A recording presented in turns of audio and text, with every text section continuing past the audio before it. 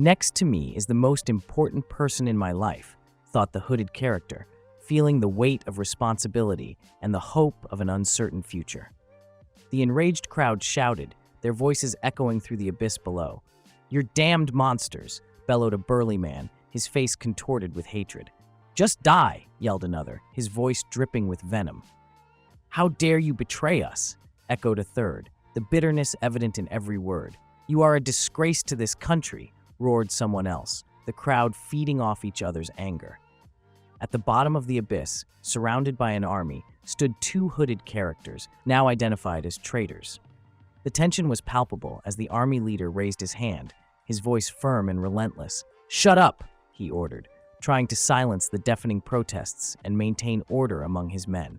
"Heroine, Claire Barton," said the solemn voice, accompanied by a portrait of a young woman with a serious expression and braided blonde hair. "Sage, Dwight Harvelt," it continued, now showing a man with a resolute expression, his eyes shining with determination under the hood.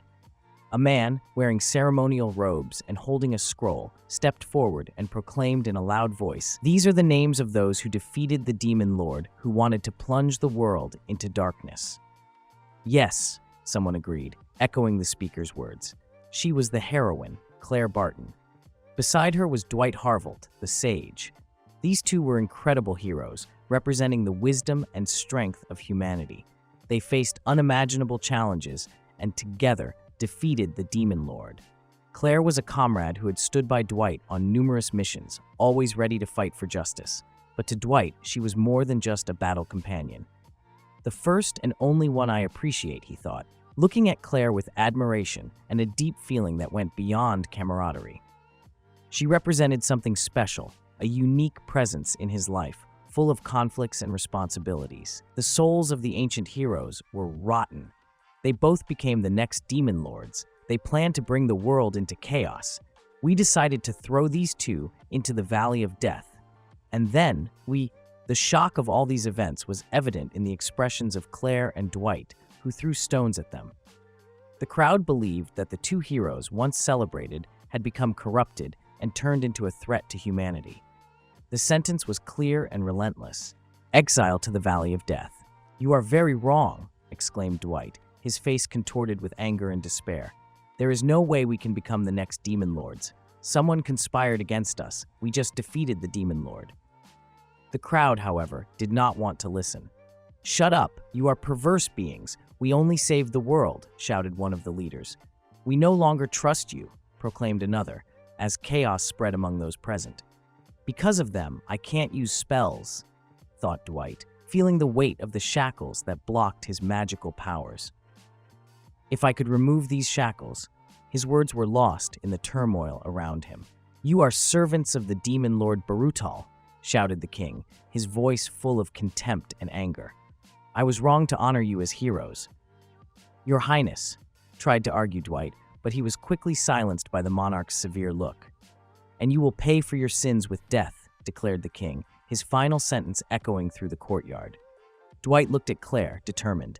"Let's try to escape. With our strength, it's possible."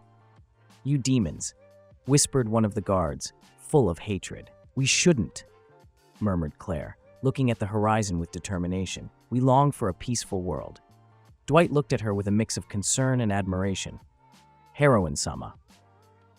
"If this can be achieved with my sacrifice," Claire continued, closing her eyes and holding the shackles tightly, "then I will gladly accept it." "If you are so desperate for life, you can escape on your own," said Claire. "What they fear most is the heroine who killed the demon lord. Even if you disappeared, they wouldn't desperately pursue you," Claire continued, looking at the horizon. Dwight looked at her with an expression of sadness and respect. "Heroine-sama, I just wanted to keep living by your side," thought Dwight. The simplicity of that moment seemed distant now, an echo of quieter times. "Dwight," she began, her voice full of emotion. "I'm sorry for involving you," she said, with an expression of sadness and regret. "Thank you," said Claire, her voice loaded with sincerity and gratitude. "For being with me all this time," she continued, her eyes full of emotion as she looked at Dwight. Dwight watched her, shocked and moved by her words. "No," he whispered, his heart tight with sadness and despair. He didn't want to accept that this could be the end. He didn't want to lose the person who meant so much to him. "Kill them!" shouted one of the guards, his voice full of hatred and determination. Dwight, with tears streaming down his face, stood up quickly. "Who should apologize?" "Is me!" he shouted, his voice loaded with guilt and despair. The spear pierced Dwight, going through his back and coming out his chest. He screamed in pain, the blood splattering and staining the ground. The crowd around watched, in shock and disbelief. Dwight, with wide eyes, felt life drain from his body. In his last moments, he looked at Claire. Claire just accepted her fate as a spear pierced her, going through her body. Her eyes widened for a moment before she fell to her knees. Blood dripped from her mouth as she tried to stay focused. "Ah!" Dwight tried to scream, but his voice was weak, the shock and pain evident on his face. Claire looked at Dwight one last time, a soft, resigned smile on her lips as her life faded away. The crowd began to shout and applaud, a cacophony of voices echoing across the battlefield. "Damn!" shouted Dwight, his body weakening as he struggled to keep his eyes open. "Damn!" The words and shouts of the crowd sounded distant and indistinct. The expressions of joy and triumph on the people's faces seemed perversely distorted. Is this how the heroine wanted the world to be? Dwight thought, his mind foggy with pain and confusion. Is this what I wanted? The king, with a manic smile on his face, watched the scene with satisfaction. His eyes gleamed with uncontained madness, and his laughter echoed across the battlefield. Dwight, with his last breath, saw the king's expression and felt a wave of helplessness and anger. He realized that despite all the sacrifice, evil continued to prevail. For a moment, time seemed to stop. Dwight, even in his final moments, felt an inexplicable force taking over his body. His cry of pain turned into a cry of pure determination. Arrows pierced his body, but something inside him refused to give up. He looked around and saw Claire, facing a cruel and unjust fate. As their bodies fell into the abyss, Dwight had a moment of clarity. I think I understand, he thought, as the darkness around him enveloped him. The true essence of the world, he reflected, with the knowledge gained during his journey. Ah, why did you have to? Dwight murmured, his words mixing with the tears streaming down his face. The image of Claire smiling, so vivid in his memory, painfully contrasted with the cruel reality he now faced. I don't know how many times I screamed, he thought, his mind diving into a sea of despair. The pain of loss was unbearable, a wound that would never heal. Embracing his decaying body, Dwight felt the coldness of death around him. The ground was covered with bones and remains of others who had fallen before them. Anyone here, no matter who they are, is dead, he thought, the reality of the situation becoming increasingly clear. In this land, I was the only one who assumed the strange form of an undead. I harbor an extraordinary grudge. I refuse to disappear like this. There is no way I will remain a dead, silent corpse. Dwight, now in the form of a skeleton, held Claire's body in his arms, the pain of his loss still present in his soul. He refused to accept the end, to resign to the cruel fate imposed on them. Did something go wrong? Why am I here? Why is the corpse of my first love exposed? I had an epiphany, while I followed, asking and answering questions to myself, so as not to lose consciousness for a second. The world was already corrupted, wasn't it? She didn't make a mistake? Meanwhile, dark and grotesque figures around him laughed and whispered, feeding his doubts and resentment. Your intentions were good, but your methods were wrong, reflected Dwight, holding Claire's skeleton in his arms. It's not possible that your heart, which yearns for peace, is wrong, he thought, his words echoing in the darkness around him. So, I will fulfill her will. This is my duty as her advisor. With renewed determination, Dwight stood up, determined to honor Claire's sacrifice and fight for the peace she so desired. The memory of Claire, so strong and vibrant in his mind, was the beacon that guided him in the darkness. Yes, you were right and wrong, thought Dwight, raising his skeletal hand to the sky. You made the mistake of surrendering to the judgment of the people. I will make peace happen in a more effective way.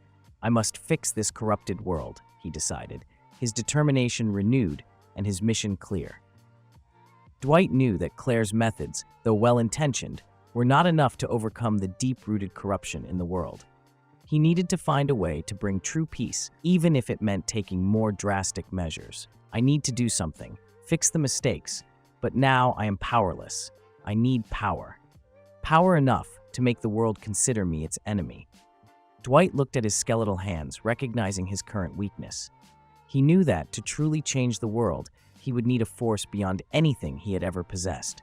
The miasma of the Valley of Death has no end.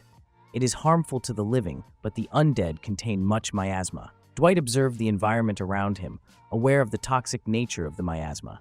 Even so, he knew he needed to find a way to use this energy to his advantage. "Let's try," he murmured, raising his skeletal hand. He could feel the strength of the miasma flowing around him, a dark but powerful force. So much pain. If I were in my fleshly body, my brain would have burned. That's how I feel. This absolutely exceeds the amount of information that an individual can tolerate. The miasma comes along with the pain of the people, countless memories and experiences. Dwight screamed as he absorbed the miasma. The pain was unbearable. Each particle of the miasma carried the memories and pain of those who had perished in the Valley of Death. It was a torment that few could withstand. I continue to suffer while I can't even scream. I can't even move a finger or my legs. I must not give up and disappear here, all for my revenge and peace. And so, when I recovered from my pain, Dwight was prostrate on the ground, unable to move, every fiber of his existence screaming in agony. However, his determination kept him firm. He knew he couldn't give up, that he couldn't let Claire's sacrifice be in vain. I devoured and cleansed all the miasma of the Valley of Death. I feel tremendous magical power and chaos within my body. This surpasses the power of the Demon King we defeated. Dwight looked at his skeletal hands, now radiating an intense and chaotic energy. He had absorbed all the miasma of the Valley of Death, and it had transformed him. Understanding the new power he had in his hands, Dwight decided it was time to turn the desolation around him into strength. He raised his hand, channeling the mystical energy that now flowed through his skeletal body. The corpses that flooded the Valley of Death began to writhe and rise, responding to the call of their new master. Despite his success in raising an army of skeletons, Dwight noticed something strange. Among all the bodies he had resurrected, there was one that did not move. He approached and saw that it was the body of Claire, his companion, the heroine he so admired. "Why, her?" Dwight murmured to himself, the pain in his voice clear. He had made no distinction between the bodies he would use. So why did Claire's body remain motionless? Anger and sadness bubbled within him, but he knew he needed to move forward. His first revenge would be against those who brought death to Claire. The first will be those who brought death to her, Dwight decided. He stood up, his eyes full of determination. I must give them their reward. With an army of skeletons at his command, Dwight marched with a dark purpose, ready to bring justice for Claire and correct the corrupted world she left behind. Dwight looked at the vastness of skeletons he now commanded, a legion formed by the bodies of the fallen. The rain fell hard, washing the blood-stained and cold earth. With each drop that fell, his determination solidified. "If this era is to deny us," he murmured, his voice echoing in the valley, "I will oppose it." He began to climb the pile of bones, his steps firm and determined. Each movement was a reminder of his mission. "I will manage to create a world where the righteous do not suffer," he said, his voice echoing in the void. With his legion of skeletons by his side, Dwight began his march, ready to face any obstacle in his quest for justice and revenge. As Dwight marched with his legion of skeletons, he encountered a group of armed guards. "What? An undead?" one of the guards exclaimed, surprised to see Dwight, in the same place where Dwight and Claire were executed. Now Dwight, transformed into a lich, holds Claire's body as he marches with his army of undead. "An undead?" another guard questions, confused and terrified. "This is where the story begins," declares Dwight, with a serious expression as he advances.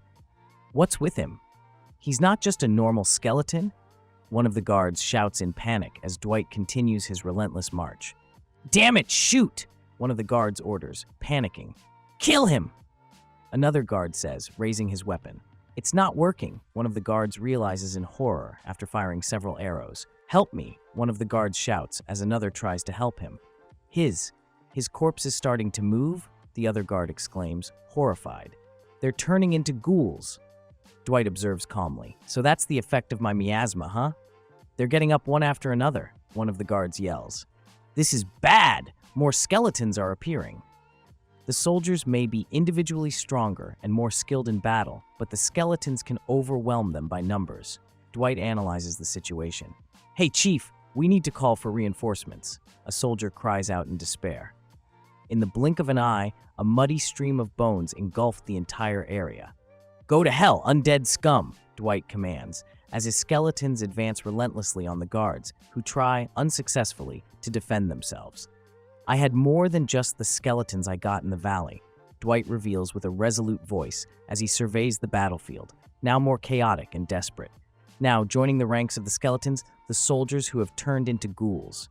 He observes, calculating, as his new forces, the ghouls, rise dazed but ready for battle, joining the skeletons in a sinister dance of death.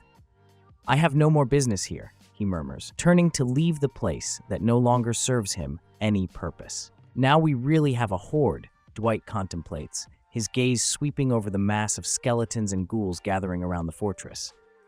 They stir, ready for combat, a sinister sight under the gray skies. He raises his eyes to the distant city walls, his thoughts flying to the citizens beyond them.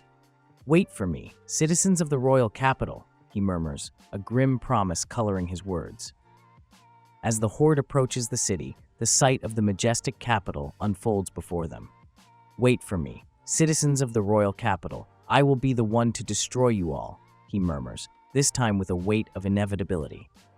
Inside the capital, the atmosphere is tense and urgent. A messenger, panting and alarmed, opens the doors to the great throne room where a solitary king ponders the fate of his kingdom. Your Majesty, he calls out with a voice laden with despair. The horde of undead is marching towards the royal capital. Do not let them get near the castle, orders the monarch, his voice resonating with unquestionable authority. He pauses, his gaze hardening as he contemplates the gravity of the situation. Gather all the sacred attribute mages in this country. On the city walls, an alarmed soldier shouts, alerting everyone of the imminent approach. Horde of undead sighted ahead. Panic quickly sets in among the defenders. Damn it, they're really here. What the hell is going on? Why such a large number? Another questions, his voice lost in the stormy wind carrying the first signs of the advancing horde. Oh, they knew we were coming and decided to prepare. Mages, archers formed a siege, a strategy usually used against the undead. Not bad, Dwight thinks after analyzing the situation. A rain of arrows cuts through the skies, heading relentlessly towards Dwight, who advances undeterred. The arrows, many and fast, seem insignificant against the vast power he now commands. On the battlefield, Dwight observes the enemy's maneuvers closely and thinks to himself, they underestimated us as a mere horde of undead. But why did only the archers attack and the sorcerers remained at a distance? This is where there might be a flaw in their strategy. A good idea on their part, but it still lacks something to be a perfect defense. With an aura of determination and power, Dwight positions himself on the battlefield, ready to unleash his true strength. He declares with confidence, I will show them what I really am. Watch. Dwight channels his supernatural power, summoning an immense sphere of dark energy that swirls with devastating intensity. He extends his hand, directing this monumental force against his adversaries, a clear demonstration of his strength and determination. The sphere of energy launched by Dwight explodes with a resounding roar, unleashing absolute chaos. The city's defenses tremble under the impact, while soldiers scream in terror, completely disoriented by the overwhelming force. Observing the destruction he caused, Dwight reflects, it's great that I'm still strong enough to punch a hole in the gates, but comparing this to the magical power I had when I was still alive, I definitely got stronger. This amount of energy is very different. Dwight, now as the leader of the undead, commands the horde as they march towards the city. The terrified citizens run for their lives, trying to escape the relentless advance of the undead. Cries of, "Help me," and "Run," echo through the streets, while Dwight, observing from above, thinks of his new strength and the power he now possesses. He prepares to show his true self as the city faces a threat like never before. Dwight looks at the city that Claire fought so hard to protect. Watching the masses flee in panic, he remembers the injustice and humiliation they suffered. They rejoiced and humiliated us, he thinks. They are the ones who still don't know anything. The determination in his gaze hardens. Amidst the chaos and terror of the streets, a citizen, overcome by fear, points at Dwight and shouts, "You demon!" Others around him echo the sentiment, calling him and his followers demons. Dwight, with a resigned smile, reflects on his transformation, recognizing the cruel irony of his fate. I became exactly what they wanted me to be, he thinks. Dwight, standing before the fortress that guards the heart of the city, witnesses the troops lining up on the walls. A commander emphatically orders, "All troops, prepare yourselves." As the archers ready their bows, the arrowheads gleaming under the heavy rain, indicating they are imbued with sacred magic. Dwight watches calmly, perceiving the determination on their faces, a reflection of the desperation they feel when facing a threat they barely comprehend. As the heavy rain continues to fall, Dwight raises his hands, conjuring a protective spell around Claire's bones. I will never let them hurt her again, a promise of protection under the shadow of his revenge. As the sacred arrows descend like an unrelenting rain, Dwight feels the crushing weight of the magical purification piercing through his being. He screams in agony, his undead body reacting viscerally to the touch of the sacred magic. My body is being purified. It's painful, he thinks, as he feels his bones disintegrating, particles of his being scattering in the wind. As Dwight staggers through the streets, consumed by pain, a sinister shadow forms behind him. "We took down the leader," the soldiers shout, believing they have achieved a decisive victory. They can barely contain their euphoria, convinced that the end of the undead leader means the end of the siege. Meanwhile, the remaining skeletons, now without Dwight's guidance, hesitate, uncertain of their fate without their commander. Against all expectations, Dwight reveals the extent of his power even in the face of apparent defeat. "Even if my body is destroyed, I can freely switch to any other," he declares, as a sinister energy radiates from his skeleton. Each undead under his command carries a part of his magic, allowing him a form of dispersed immortality. Dwight, surrounded by his undead subjects, displays an unwavering conviction. "They won't be able to destroy me," he states with certainty, "as long as I have undead subordinates." Even as the enemies continue their desperate attacks, he scorns them. "Sorry, but I just experienced this. Don't give up. Just keep shooting your arrows." The soldiers' expressions waver between perplexity and determination, unable to comprehend the true extent of their adversary's resilience. In the intense scene, the gigantic skeletal creatures led by Dwight emerge with terrifying force, carrying the ruthless command of "devour them all." The powerful bone beasts advance, each step resonating with Dwight's relentless determination to crush any resistance. The battle continues fierce and relentless. Dwight, carrying Claire's inert body, observes the chaos around him. "It seems they didn't harm her. Even my defensive magic got stronger after dying," he ponders, as the enemy forces desperately try to contain the advance of the undead. "Hurry up and raise the bridge," shouts one of the defenders, trying to prevent the undead from invading the castle. "Don't let the undead into the castle." The desperation in his voice is palpable. But Dwight, relentless, declares, "Your fight is useless," as he continues his advance, determined to achieve his goal, regardless of the obstacles he encounters along the way. Even amidst the chaos and destruction, Dwight remained unshakable. "My own existence is quite different from the others," he reflected, watching the flames dance around him. He knew that even if they tried to physically oppress him, he could still easily turn the battle in his favor. With each step, he demonstrated his overwhelming power, aware that the fight was inevitable. Determined, he advanced, knowing that revenge was within his reach and that no one could stop his relentless march. With relentless determination, Dwight and his horde of undead advanced through enemy territory, leaving a trail of destruction wherever they went. They drew closer and closer to the castle, the guards desperately fighting to halt the advance, but their efforts were in vain against the overwhelming force of the undead. Dwight advanced through the castle's main hall, his memories of the days when he was still alive guiding each step. "I've been here many times," he thought, observing the familiar architecture. "Therefore, I am quite familiar with this place's layout." He He stopped abruptly, his empty eyes fixing on a specific point. "He is," Dwight murmured, his focus sharp and determined. Dwight continued his advance through the castle, his thoughts flowing as he climbed the stairs. On the top floor, in his room, he reflected. Since I started my attack, he hasn't moved. I bet he thinks all his soldiers will be able to handle this. If that's true, then he's really an idiot. Dwight stopped before the majestic door that led to the room on the top floor. He could feel the various layers of magical barriers overlapping each other, placed using magical tools. He murmured, analyzing the defenses meticulously. There's also a curse that will be inflicted on anyone who touches it without permission, he thought, observing the intricate enchantments. Very clever, he murmured, destroying all the barriers effortlessly. Dwight smashed the door, shards of wood and magical barriers scattering across the floor. He advanced quickly, his bones creaking with each movement. Inside the room, the king turned, surprised.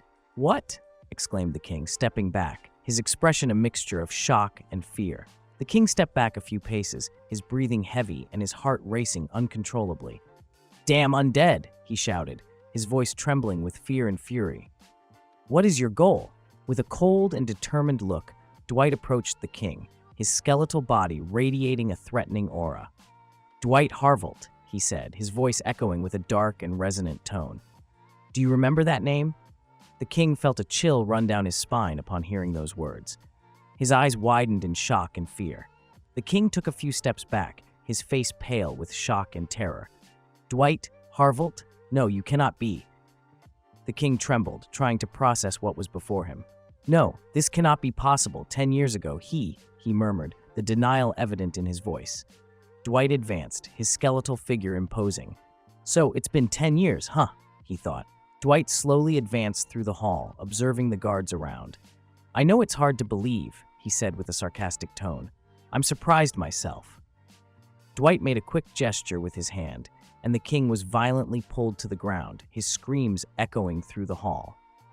"Whoa, what are you doing?" he shouted, struggling against the guards holding him.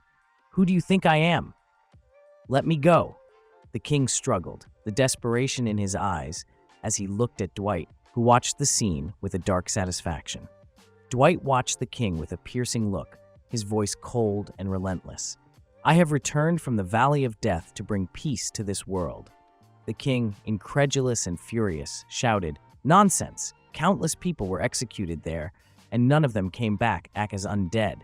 Dwight held a skull in his hands, raising it before the king. His voice resonated with a mix of pain and anger. "Why did you expel us as traitors?" The king looked at him, confused and terrified. "What?"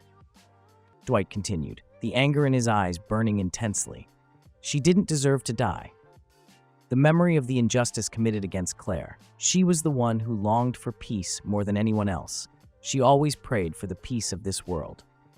He looked at the king, his eyes shining with fierce determination. She deserved to be called a heroine. The memory of Claire, her devotion and sacrifice, filled his heart with pain and anger. Dwight knew he could not let her sacrifice be in vain. The king looked at Dwight with a mix of anger and fear. "She was a monstrosity," he said, trying to justify his actions. The king continued. "After the Demon Lord's death, the world began to change drastically, and with these changes, the heroes were nothing more than a nuisance." The king, trying to justify his actions, said, "An individual with such power was no longer needed. It could even pose a threat to the kingdom itself." Dwight, with a relentless expression, replied, "So you're telling me you executed her out of self-interest and self-preservation?" The truth of the king's betrayal began to emerge. He had seen Claire as a threat instead of a savior, and her death was not for the greater good, but out of fear and selfishness. The king, shamelessly, continued to laugh as he declared, "Yes, that's right. I am the king. There's nothing wrong with killing them for my own benefit." Dwight watched the scene with disdain. The king's laughter echoed through the hall, showing the corruption and lack of remorse in his heart. Dwight watched the king, who now seemed completely insane, screaming in fury. With a look of contempt, Dwight said, "I've heard enough," and told him to shut up. Shadows enveloped the king, who screamed in pain, "Ja!" As Dwight approached, the king, desperate, screamed, Damn, cursed. After all, I was right to execute you. With an expression of agony, he continued, I did it, in the name of the kingdom and the world. The king tried to justify his actions, but it was evident that his words were motivated by fear and despair. On the last page, we see Dwight walking away from the fallen king's body. The room is silent, the tension in the air palpable. Dwight observed the sword on the wall and recognized that it was Claire's sword, a precious memento that symbolized her sacrifice and fight for peace. He decided to take it back, determined to honor her memory and continue the fight for what they believed in. Dwight held Claire's sword, noting how familiar it felt in his hands. He felt a deep connection to the weapon, as if he had wielded that sword for all these years. The strength and power emanating from it were undeniable, reinforcing his determination and purpose. Dwight, wielding Claire's sword, felt a wave of memories and experiences flow through him. It seemed that the miasma had granted him the skills and sword techniques that belonged to the heroine. He now possessed all the combat knowledge that Claire had, allowing him to fight with the same skill and precision. Dwight questioned whether it was really right for him to use Claire's sword. In a memory, Claire appeared holding the sword, reaffirming that it was to stay by his side all the time. This memory gave him the confirmation and comfort that he was honoring her wish and sacrifice, using the sword in his fight for peace. He decided that he would consider the sword as a farewell gift from her, a symbol of her sacrifice and the bond they shared. Dwight, now armed with Claire's sword, advanced through the castle. He was met with a scene of chaos, where soldiers and servants had transformed into his new army. Dwight finally reached the throne, marking the fall of the royal capital after 10 years. With determination, he declared the end of this stage and the transition to the next phase of his plan.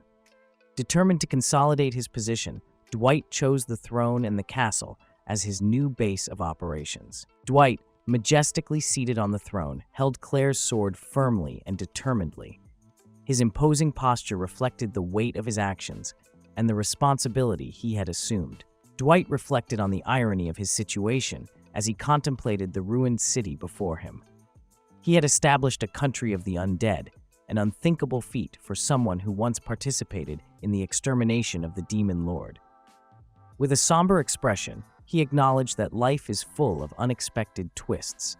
No one could have predicted that he would transform into an undead and lead an invasion of a human country. Dwight tries to drink wine, but soon realizes that as an undead, he can neither eat nor drink. The liquid simply passes through his empty skull. Frustrated, he tosses the bottle aside. Dwight watches from a balcony as the wine bottle falls. Below, a large group of undead moves, indicating the vast number of followers under his command. From now on, dense miasma clouds have spread throughout the capital, making it an inhospitable environment for living beings. Yesterday, the city was full of life, with people smiling and walking the streets, contrasting with the desolation and death brought by the miasma. Now the capital is like the valley of death, full of undead. This transformation brought many reflections, but without any regrets. This is just the opening, the beginning of something bigger. To think that all this was accomplished with my own hands, after all the agony and struggles in the valley of death, only reinforces the importance of what is to come. When there is evil in the world, humanity will unite against it. Everyone was so committed to defeating the demon lord, there was a level of unity that transcended national borders. The evil known as the demon lord became that threat. Humanity must fight for the sake of survival. The idea that ending this evil would eventually lead to peace was not the solution in the first place. The balance was not upset by anyone but us. The only thing waiting for the world was a civil war. As soon as that evil known as the demon lord was gone, these countries suddenly were fighting each other without any concern. Peaceful was an unthinkable adjective for that world, an ugly war and endless carnage among the countries. True world peace was achieved when an immortal evil dominated the world. Therefore, I will become the new demon lord. I do not intend to reduce the entire world to ashes, he thought, his resolve unshaken. But I will not let anyone discover what my true intentions are. Dwight clearly remembered his motivations, to cause eternal fear to this world. He knew he could not be defeated by whoever went against him. There was a need inside him, a desire to be the eternal ruler of darkness. To cause eternal fear to this world, he muttered to himself. I could not even let myself be defeated by whoever I go against. I need. Dwitch knew his duty as the new demon lord was clear. He was the necessary evil, the shadow that would maintain the balance of fear and order. Firstly, I want servants, Dwight muttered as he raised his skeletal hand. He knew that to be a true demon lord, he needed an army worthy of that title. Although he already had an abundance of servants, Dwight yearned for something more powerful. He wanted servants with exceptional skills, capable of facing any threat that arose against him. Dwight watched intently as the spectral figures began to merge, their indistinct forms intertwining into a single being. The air around them vibrated with a sinister energy. Combining several undead to create a powerful individual is one of the powers obtained in the Valley of Death, Dwight murmured to himself. Dwight watched closely the merging of the undead, their indistinct forms intertwining into a single being. The air around vibrated with a sinister, almost palpable energy. He knew that the end result of this combination would be something extraordinary. So this is the final result, Dwight murmured, his lifeless eyes reflecting the supernatural light emanating from the fusion. The resulting figure emerged in the center of the energy storm, an imposing presence that radiated power. It was the perfect servant, a creation born from the Valley of Death, ready to follow his orders and execute his wills. Dwight looked at the newly created figure, its imposing and terrifying presence filling the space. The creature, a fusion of multiple undead, had a unique appearance, with an animal skull adorning its head and chains hanging from its bones. "Who created me? Was it you?" the creature asked, its voice echoing like a deep and empty echo. "This huge amount of magical power, as expected," he murmured to himself. "I managed to summon the best skeletons, no doubt he would be able to rival the Demon King if defeated."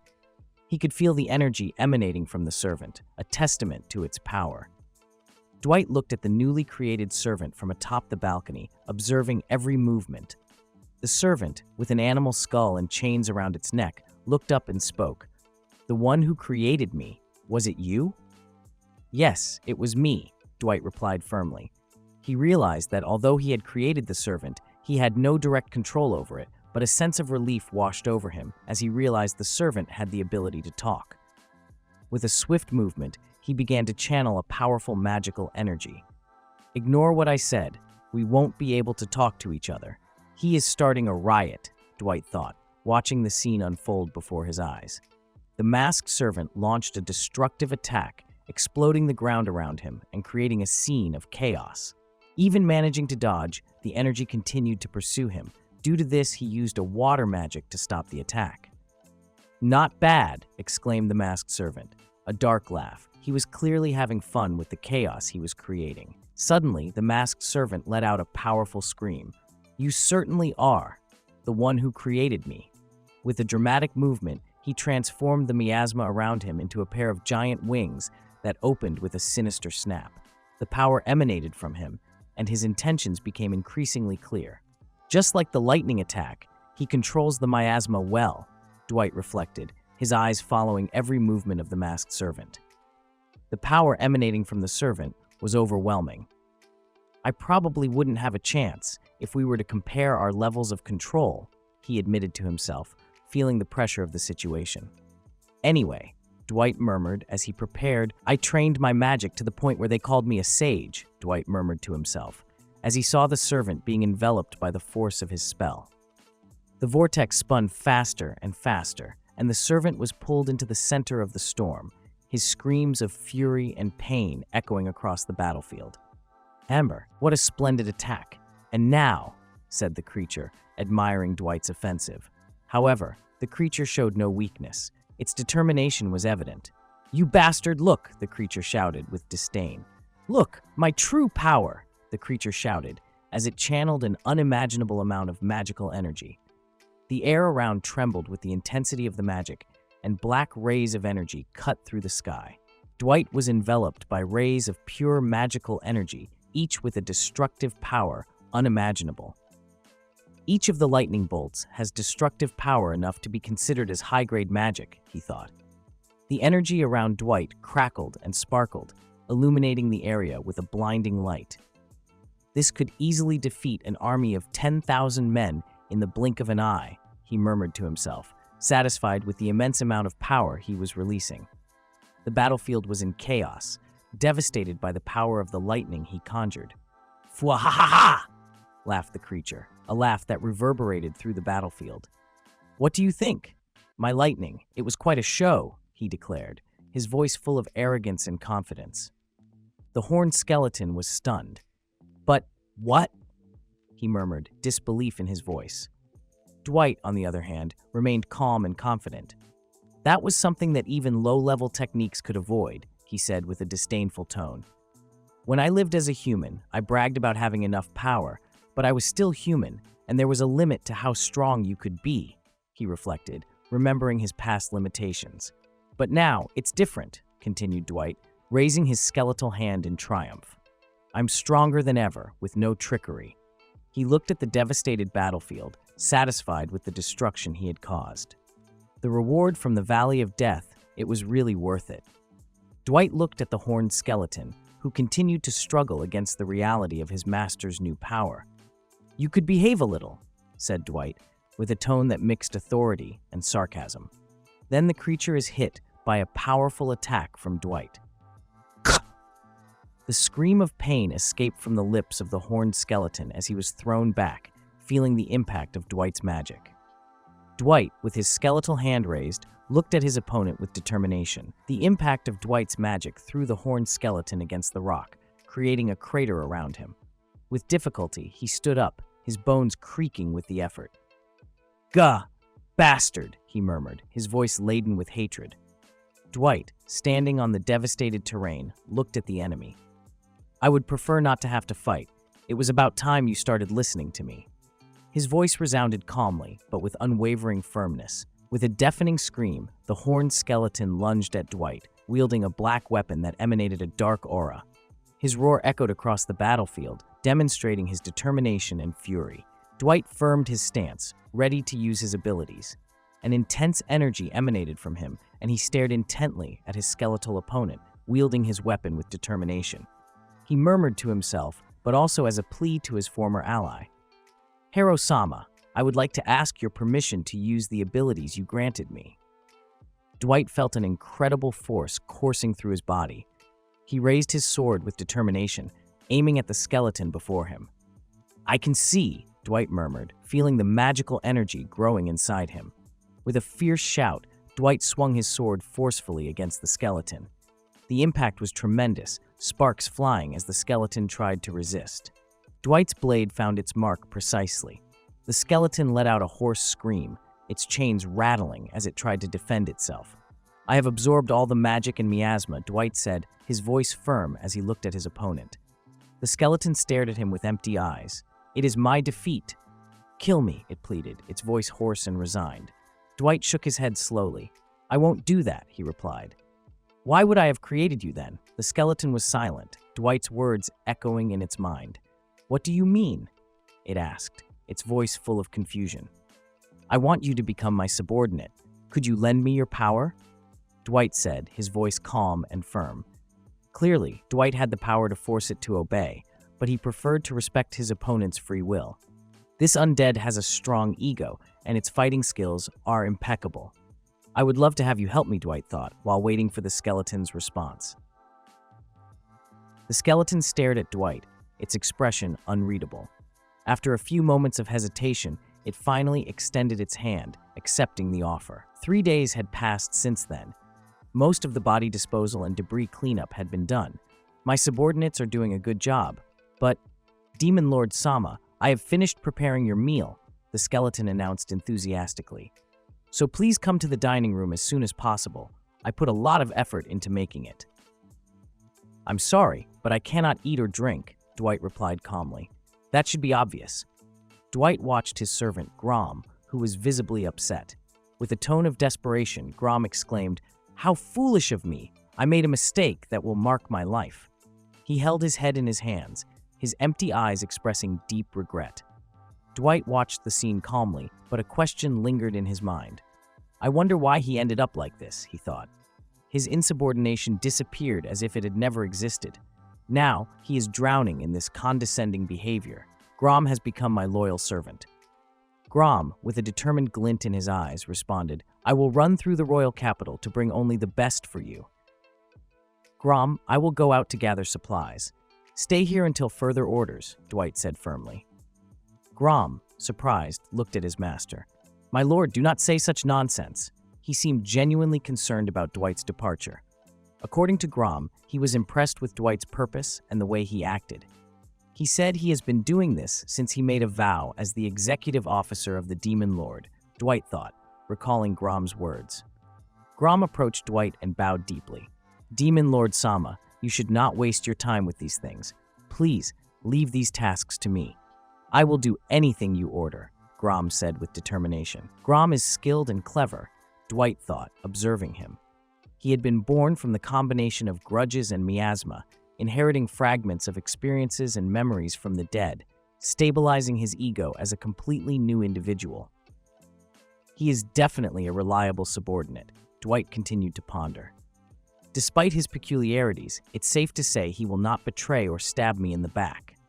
That morning, Dwight had notified each of the kingdom's territories of his presence. It was important to establish his authority and ensure everyone knew the Demon Lord was in command.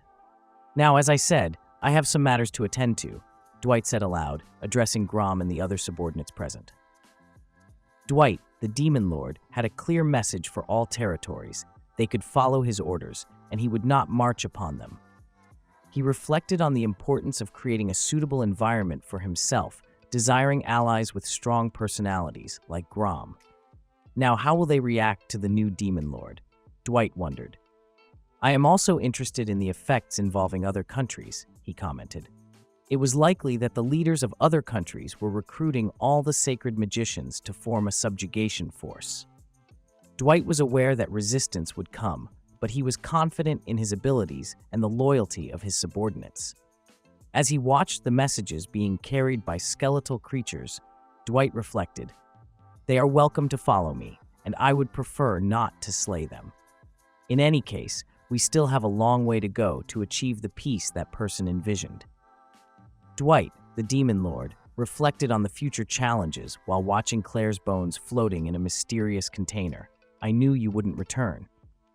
Dwight murmured, his voice echoing in the silent chamber. Even with his vast abilities, he couldn't bring back the one he longed for. She can only rest before me, Dwight thought, his gaze fixed on the skeletal figure. Dwight stared intently at the skull inside the container. His mind was full of doubts and questions. Is her soul refusing?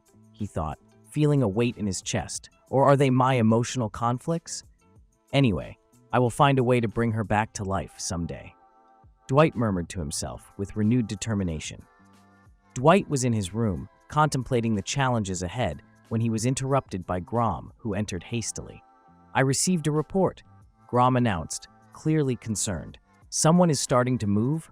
Dwight asked, his expression growing more serious. Yes, apparently, the nearest territory sent an army. They came from the royal port in a great hurry. Dwight knew this would eventually happen. With the king dead and the heart of the kingdom destroyed, the nobles would not remain idle. It was expected that they would come to take the royal capital, something precious to them. I will show who the new Demon Lord is, Dwight declared, determined. I will go alone. Dwight was determined to show the world his true power. If I want to be seen as a threat to the world, then I will have to make an example of them. He turned to Grom. Grom, I am leaving. You take care of this place. Grom nodded, aware of the responsibility given to him. Yes, understood. I must protect the castle with all my might. As Dwight walked away, Grom still tried to argue. Wait, Demon Lord Sama, please wait a moment. But Dwight was determined. In my opinion, it would be better if they just surrendered and submitted to me. I will have to teach them a lesson. Meanwhile, the armies of the nearby territories were already on their way, marching with full force. The soldiers, with shiny armor and flags fluttering in the wind, advanced with determination. Soon after Dwight arrived and was determined to face the approaching army. Shortly before leaving the castle, Grom, with a confident smile, held an ornate black cloak. He approached Dwight with an expression of excitement on his face. "Please, this is a chance to change your look. This is a special occasion." The sky was clear, and a skeletal crow flew deftly among the clouds, carrying a message. Observing the crow from a high point, a mysterious figure murmured to itself, impressed with the creature. "Wow! Even though it is made of only bones, it can still fly? What a strange creature." She adjusted her gaze, following the crow's trajectory. Reading the letter the crow brought, the figure smiled enigmatically. "I would love to know what is written in the letter. A new demon lord." With a confident smile, she exclaimed, "I was waiting for this." Her gaze shone with a mix of excitement and curiosity as she held the letter in her hands. While observing the enemy armies gathering, Dwight reflected on the impressive speed with which they organized. How did they manage to get such a large army in just 3 days, he thought, intrigued. Determined not to let the enemy advance without resistance, Dwight prepared for battle. "Let's break their will to fight here and now," he declared, activating a bright magic circle beneath his feet. With a gesture of his skeletal hand, Dwight summoned a colossal creature, a giant skeletal entity that rose before the enemy army, causing fear among their ranks. Despite his power, Dwight felt his hand tremble slightly. He looked at the skeletal hand, noticing the slight oscillation. "It's too late for me to turn back," he murmured to himself, clenching his fist. Dwight, the new demon lord, watched the enemy army with a severe expression. "Let's make an example of them," he declared with determination. "I will have to punish them all." He raised his skeletal hands, concentrating his dark energy. Meanwhile, Dwight remembered the fight he had with Grom, where he realized his ability to manipulate the free miasma. He decided to use this opportunity to practice his skills. "Let's just see how it works," Dwight murmured, observing the dark energy sphere he had created. As he watched, the enemy soldiers began to realize the imminent threat. "What? What is that?" one of the soldiers asked, pointing at the sphere. "An enemy attack!"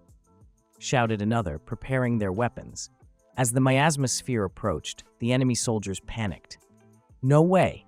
The barrier is starting to break," one of them shouted, watching the dark energy break through their defenses.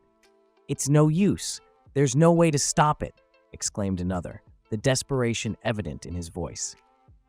The miasma sphere advanced relentlessly, ready to fulfill the fate Dwight had decreed for his enemies. The miasma sphere exploded in the middle of the enemy army, spreading a wave of destruction and chaos. Soldiers were thrown in all directions, their defenses shattered by Dwight's evil energy. The sound of explosions echoed across the battlefield, mixed with the desperate screams of the soldiers.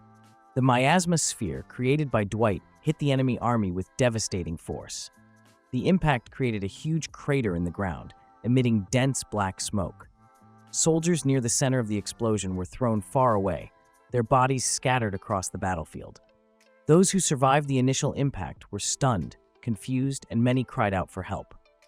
The soldiers were in a panic as the miasma created by Dwight spread across the battlefield.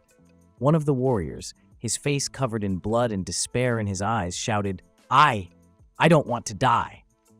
His words were cut off by the intense pain as the miasma penetrated his body. Other soldiers were also caught by the miasma, their expressions of horror and pain reflecting the destruction around them. Meanwhile, Dwight watched the scene with a cold and calculating expression. "My fusion of magic and miasma was a success," he murmured to himself, satisfied with the result of his devastating power. The battle had become a spectacle of horror and despair. The soldiers, one by one, were being transformed into undead by the black miasma spreading across the battlefield. Dwight watched the scene with disturbing calm while skillfully manipulating the miasma. He knew that transforming the enemy soldiers into undead further strengthened his army. "I'm used to seeing this. It doesn't shake me anymore," Dwight thought as he continued to manipulate the dark forces around him. The battle continued to intensify. The soldiers of the enemy army were in a panic, trying to escape the death approaching. Dwight, with an implacable look, watched the confusion while hovering over the battlefield, manipulating the miasma at his command. A young soldier, with wide eyes of terror, saw Dwight's skeletal figure, and a scream of fear escaped his lips. He knew he was facing a force beyond any human comprehension. The young soldier, with his heart racing and his face covered in sweat, looked around desperately.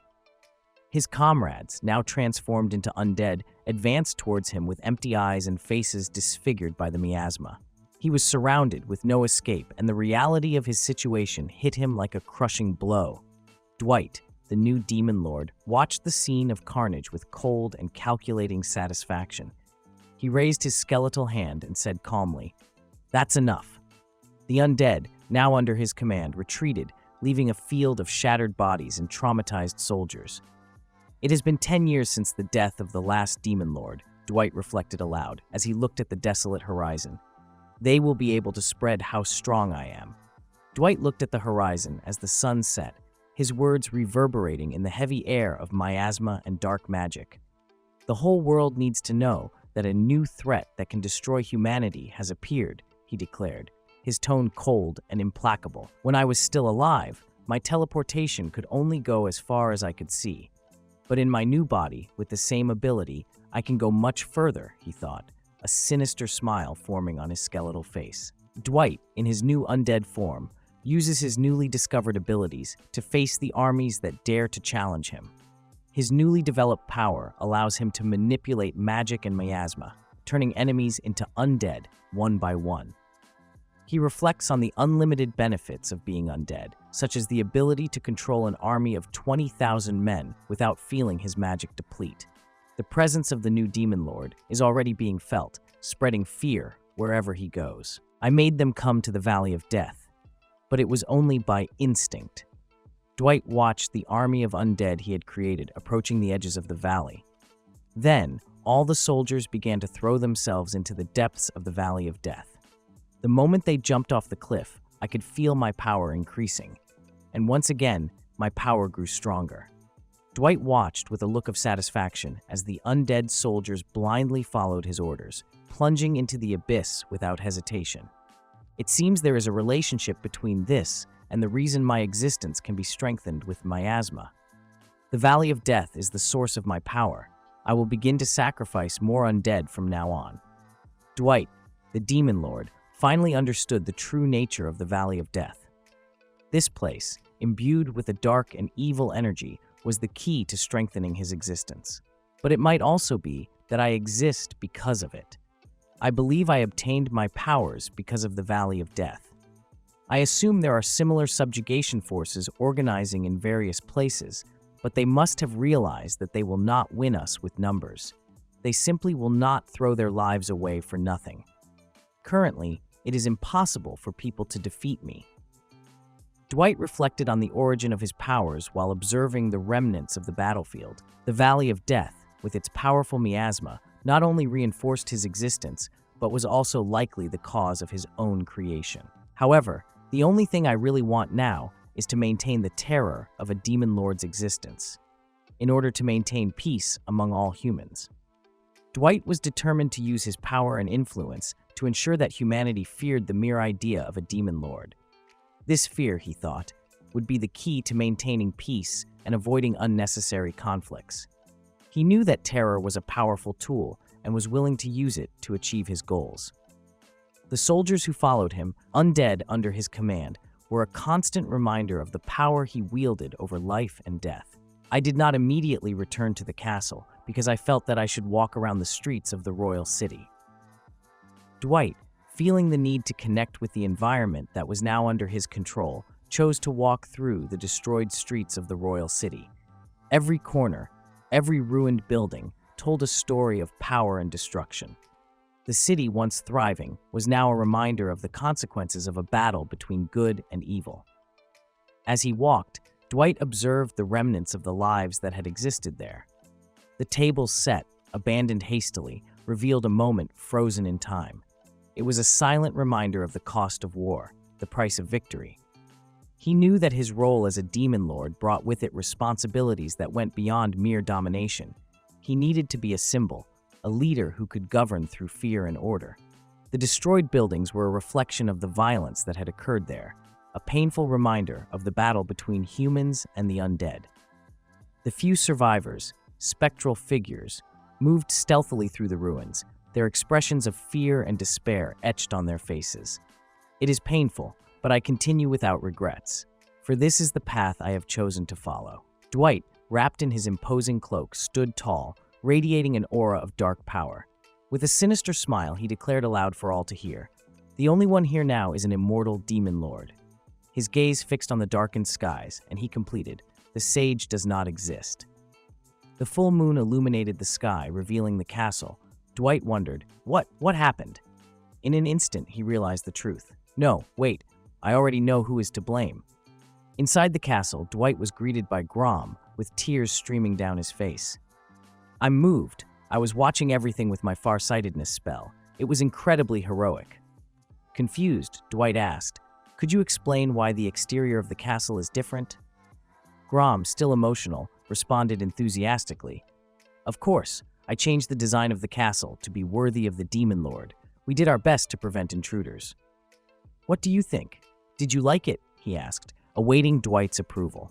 Observing Grom's emotion, Dwight thought, "I bet if he had a tail, it would be wagging right now."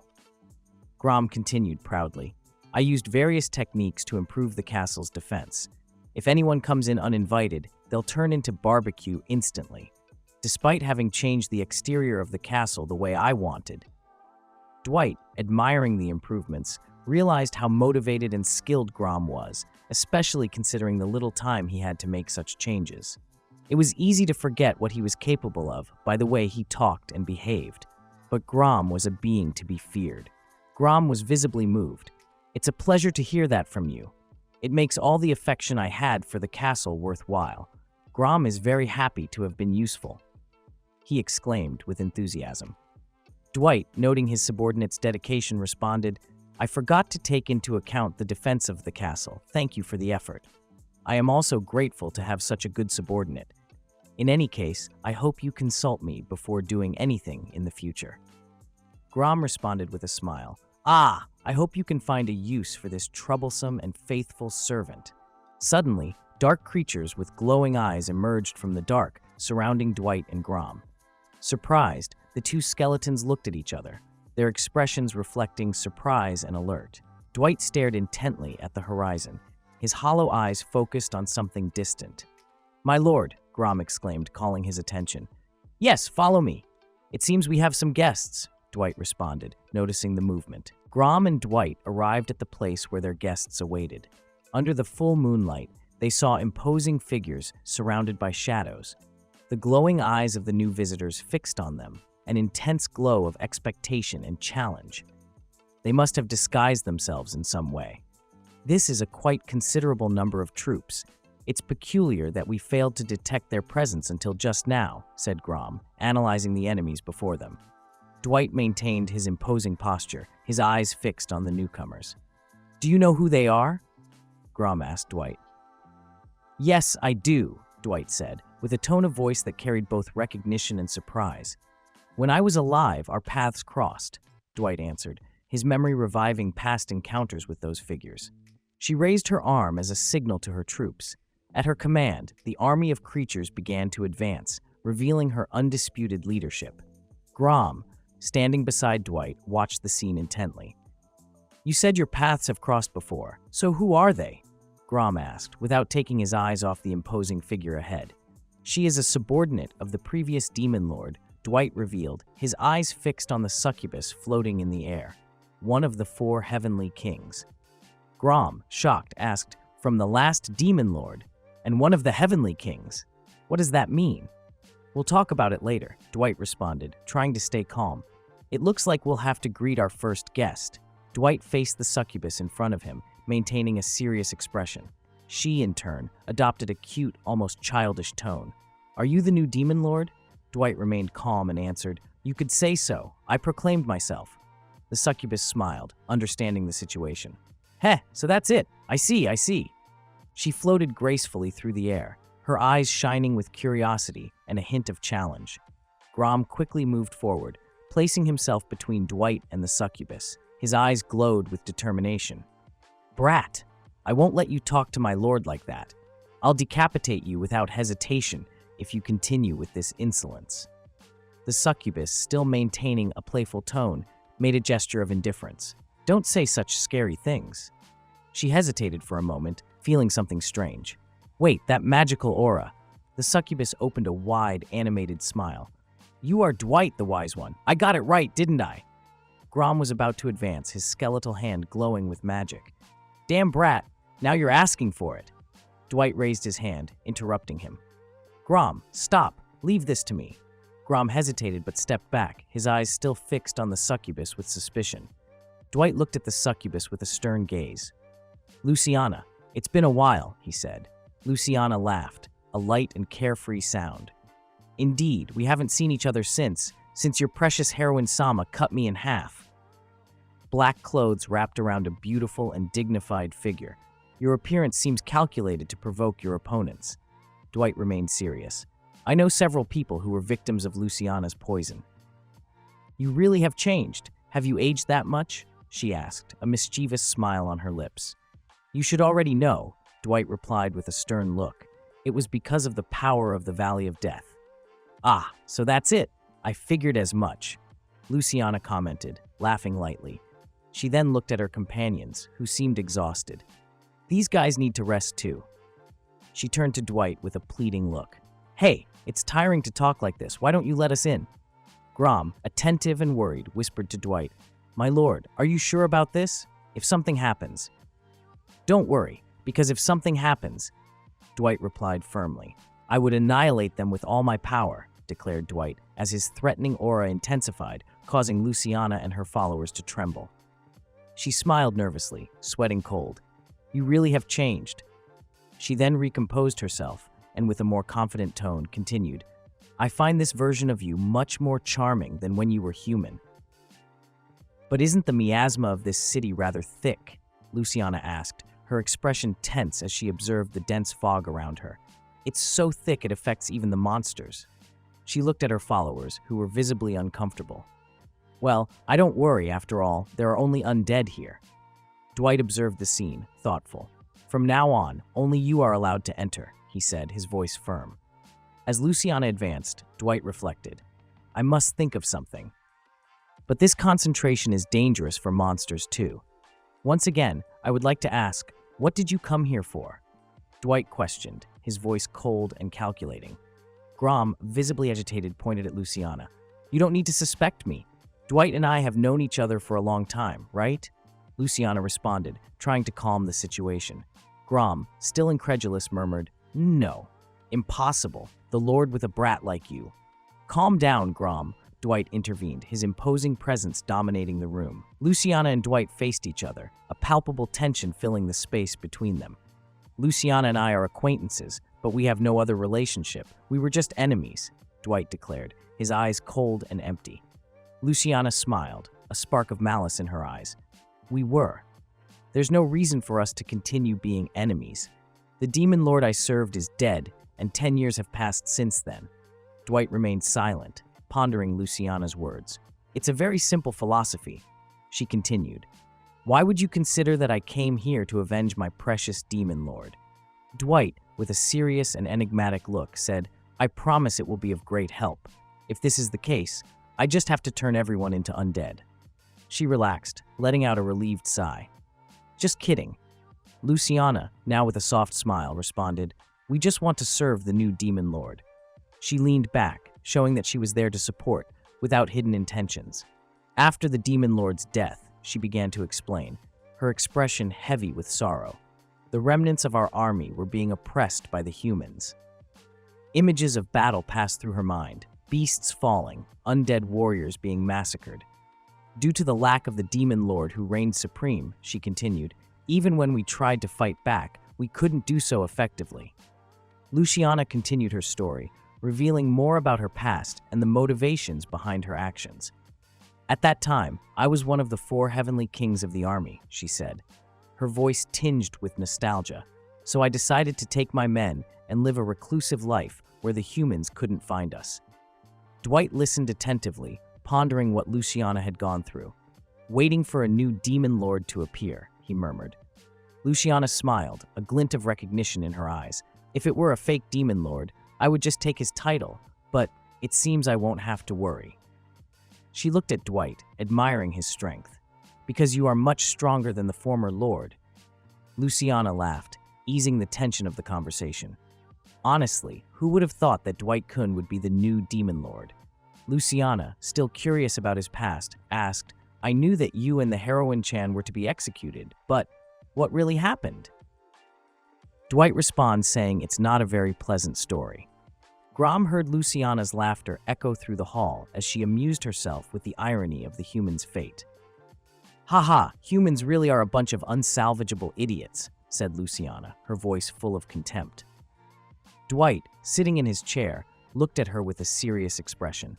It's true that humans are foolish, but they still have salvation. Luciana continued to laugh, ignoring Dwight's comment. So, people ended up turning against their own heroes, killing them, and were annihilated by the demon lord they ended up creating. Dwight's eyes fixed on Luciana as he spoke firmly. My efforts are to maintain peace in the world. They were my ideals when I was human, and they still are today. Luciana, with a playful smile, questioned, You are very disciplined. I would love to know why you haven't destroyed them all yet. Dwight, without hesitation, continued, and it was also what that person desired. Luciana, understanding the depth of Dwight's feelings, asked, I understand what you mean and your goal. So, what will you do? Luciana smiled, her gaze fixed on the imposing skeleton before her. We also desire a land of peace, and in return, we can provide you with our technology and strength. You could even offer the entire royal city as a reward for helping you find excellent servants. Dwight looked at Luciana, pondering her words. Then our interests are the same, he said. Exactly. It would be a win-win for everyone, right? Luciana confirmed. Before they could continue, Grom approached, interrupting the conversation. My lord, can we talk privately for a moment? Dwight looked at Grom and asked, What is it? Grom looked seriously at Dwight. Do you really believe that succubus? Dwight responded calmly. I know what Luciana is capable of. She is the type of person I can't be careless with, but keeping an eye on her is enough. Grom still seemed worried. If that's what you say, Dwight continued, trying to reassure him, we will simply use each other. That's it, nothing more, nothing less. It would be unpleasant if they started destroying humanity while being part of my army, he thought. But as long as I am careful, her army will be welcome to help. Dwight looked at Grom with a determined air. When the time comes, I will rely on your power. Dwight nodded, demonstrating unwavering confidence. Grom will give you all the energy and help you need. Grom let out a loud laugh. Luciana, observing the conversation, said, Sorry for the delay. We have reached a consensus, said Dwight. Dwight, with his imposing posture, nodded slowly. We accept the proposal. I promise a safe refuge, and in return, I want your help in the war against the humans. Well, deal closed, she said with a confident smile on her face. They sealed the agreement with a firm handshake, each aware of the weight of this alliance. I count on you, exclaimed Luciana, radiant. Okay, Demon Lord Sama. Dwight looked confused at Luciana, who was provocatively hugging him. Why are you acting like this? He asked, trying to understand her behavior. Luciana smiled and replied with a malicious gleam in her eyes. It was the same with the former Demon Lord. I became his subordinate because I fell in love with the aura he had. You understand me? I like strong guys, you know? Grom, watching the scene, exclaimed irritably. Damn succubus! Grom, furious, shouted, How dare you disturb my lord? My lord, do not be deceived. This girl is definitely a harlot. Wow, that wasn't very nice, Luciana commented with an ironic smile, observing the reactions of others. You even seem a bit special, but you are far from reaching the level of the Demon Lord, and as you know, I'm only interested in the best. Luciana responded with a defiant expression. Bring it on, I'll give you a special treatment. Grom, equally determined, affirmed, I will turn your pride and beauty to dust. You better shut your mouth, you filthy harlot. Luciana challenged Grom, determined to show her strength. I'll put you in your place, she shouted, anger in her eyes. Grom, equally determined, responded, Prove it then. I'll turn you into dust with my magic. Fwah! As the two prepared for the confrontation, Dwight calmly observed. I'll let them do what they want for now, he thought. I'll inform Luciana's subordinates about our agreement. A panoramic view of a fortified city reveals the imminent battle. The human commander, with a desperate expression, shouts orders to his soldiers. We have to stop them here and now, he clamors, with a mixture of fear and determination on his face. Stop them at any cost. The scene cuts to a group of skeleton soldiers ready to attack. The human soldiers are in a fierce confrontation with the skeleton warriors. As blades clash and bones break, the battle intensifies. I now have 120 individuals under my command, says Dwight. The scene cuts to the Northern Kingdom city, where human soldiers fight bravely to defend their homes. The battle continues fiercely, with the skeleton warriors facing the human soldiers. Amid the chaos, a robust warrior with armor and a shield advances, roaring with determination.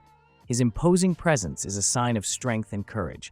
I let Luciana's men join the battle to help us, says Dwight, observing the scene. Dwight is using his transfer magic to systematically destroy the kingdom. Surrounded by his undead army, he observes the destruction he is causing and comments mentally that everything is going well so far. Grom, one of Dwight's skeletal servants, displays overwhelming power on the battlefield. With a grand gesture, he commands the humans to kneel before the king of the undead. The devastation is evident, with explosions and destruction everywhere, as Grom demonstrates his relentless strength. Dwight instructs his subordinates not to overstep the limits, as his goal is not to completely annihilate the humans. He wants the humans to recognize the danger the Demon Lord represents and learn to cooperate among themselves naturally.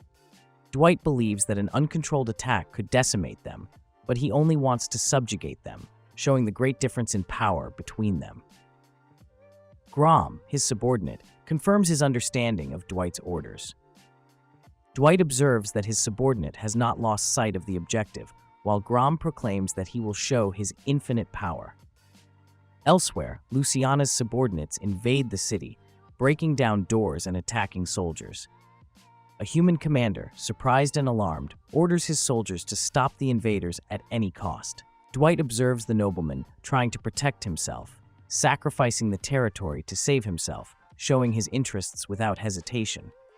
He states that there is no room for people like that in the humanity he wants to build. The nobleman, desperate, tries to drive Dwight and his subordinates away, calling Dwight a filthy corpse. Grom prepares to attack the nobleman, while Dwight orders Grom to step back, saying, "Let me handle him." Dwight warns the nobleman that his death will not be painless. Dwight uses his powers to attack the nobleman, who screams in pain as his body begins to transform grotesquely. Dwight states that self-centered and dark people like that man will be eliminated as an example. He adds that he does not want to see people being dragged into the abyss one by one. Dwight intimidates the nobleman's family, saying that if they do not want to meet the same fate as the nobleman he just punished, they must submit to him. He assures that by cooperating, they will be safe. Frightened, they soon surrender. Dwight then tells them to move on, repeating these invasions. Currently, the territories of the country that were subdued near the royal capital are considered part of the Demon Lord's territory. Dwight observes that by invading almost all areas of the kingdom, even if only on the surface, he achieved the main point. He explains that people will be able to continue living their lives as before, without any interference from them, as long as they obey. He considers obedience necessary. However, he also realizes that the more people unite against the Demon Lord and devise plans to eliminate him, the more challenging it will become for him. Luciana, with a smile on her face, comments on Dwight's speed in subjugating the territories. Dwight remains silent, possibly contemplating the situation. The junction between the ogres and the undead's forces was a work of art, said Dwight. The undead can break sieges on their own, but with the help of the ogres, we surrounded the territory much faster. The monster army you lead has a great impact, she commented, and also because they are excellent subordinates. Dwight looked at her. We managed to solve our problems better than we expected, he admitted. Luciana, with a bright smile on her face, exclaimed excitedly, "They are, aren't they? I trained them all myself. I'm glad they helped." But Grom, always suspicious, approached quickly. "My lord, don't fall for her. I'm sure she has ulterior motives." Luciana laughed softly, ignoring Grom's concern. "Want to have tea later? Just the two of us, of course," she suggested, her eyes shining with excitement. Grom, however, was unwilling to give in. "Did you hear that, my lord? This obscene succubus was trying to take you out of my sight. Luciana rolled her eyes, exasperated. Ulterior motives, you could say so. Silence, please. You can flirt another time, said Dwight firmly, raising his hand in a gesture to calm the situation. No one is flirting here. I'm telling you I will never flirt with him, she repeated, trying to stay calm. The two seem to be getting along somehow, observed Dwight. With the best troops under my command, it's only a matter of time until I control the entire kingdom, right? Dwight thought to himself, already anticipating the challenges ahead. From now on, several lands have become battlefields. This is the beginning of a great war, he concluded, feeling the weight of responsibility on his bony shoulders. Together, they formed an unlikely alliance, united by common interests and the ambition to conquer the kingdom. Each with their unique motivations and skills, they were determined to face any obstacle that came their way. It was the beginning of a new era, marked by conflicts and unexpected alliances.